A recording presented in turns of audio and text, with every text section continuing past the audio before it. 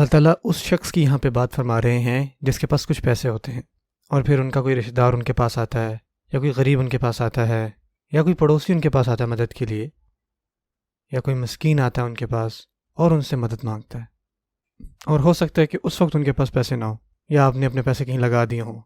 یا آپ کے پاس اپنے لیے پیسے بہت تھوڑے ہوں، کیونکہ بعض اوقات ایسا ہوتا ہے کہ لوگ آپ سے جب پوچھتے ہیں تو آپ کے پاس خود نہیں ہوتے ان کو دینے کے لیے۔ وَإِمَّا تُعْرِضَنَّ عَنْهُمْ، اور اگر آپ ان لوگوں سے اعراض کریں جو آپ سے سوال کر رہے تھے، آپ ان سے معذرت کر رہے ہیں کیونکہ آپ خود شرمندہ ہیں، آپ کے پاس پیسے نہیں ہیں۔ وَإِمَّا تُعْرِضَنَّ عَنْهُمْ ابْتِغَاءَ رَحْمَةٍ مِّن رَّبِّكَ، اور آپ صرف اسی وجہ سے ان سے اعراض برت رہے ہیں کیونکہ آپ اپنے رب سے رحمت کے طلبگار ہیں۔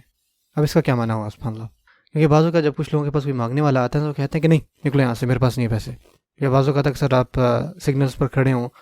تو جب کوئی غریب مانگنے والے آتے ہیں آپ اس طرح سے اس سے بات کرتے ہو۔ اللہ صاحب فرما رہے ہیں کہ جب وہ آپ کے پاس آئیں، اگر کوئی بھی آپ کے پاس آئے اور آپ عزت کے ساتھ ان سے اعراض برتیں، اور جس طرح سے آپ ان سے اعراض برتتے ہیں اس سے خود ثابت ہوتا ہے کہ آپ خود بھی ایک فقیر ہیں، آپ کو اللہ تعالیٰ کی ضرورت ہے، یعنی اللہ تعالیٰ آپ کو تب بھی دیکھ رہے ہیں جب آپ ان کو انکار کر رہے ہیں۔ یاد رکھیں کہ آپ بھی اللہ تعالیٰ کی رحمت کے طلبگار ہیں۔ یہ انسان جو ہے وہ پیسوں کے لیے فقیر ہے، لیکن آپ جو ہے اللہ تعالیٰ سے رحمت کے فقیر ہیں، آپ کو اللہ تعالیٰ کی رحمت کی ضرورت ہے۔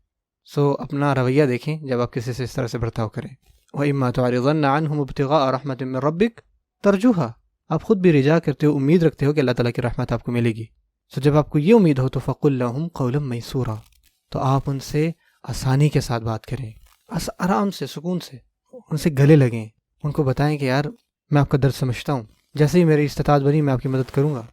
لیکن ابھی میرے پہ بھی مشکل وقت چل رہا ہے، میں آپ کے ساتھ اپنا کھانا شیئر کر سکتا ہوں لیکن اس کے علاوہ میرے پاس اور کچھ نہیں ہے آپ کو دینے کے لیے، اور مجھے خود بہت برا لگ رہا ہے کہ میں آپ کی مدد نہیں کر پا رہا۔ آپ نے اس کے ساتھ آرام سے، سکون سے برتاؤ رکھنا ہے۔ فَقُل لَّهُمْ قَوْلًا مَّيْسُورًا، کیونکہ جب وہ ہمارے پاس آ رہے ہیں، ہم سے سوال کر رہے ہیں، تو وہ اپنے ساتھ اللہ تعالیٰ کی رحمت لا رہے ہیں،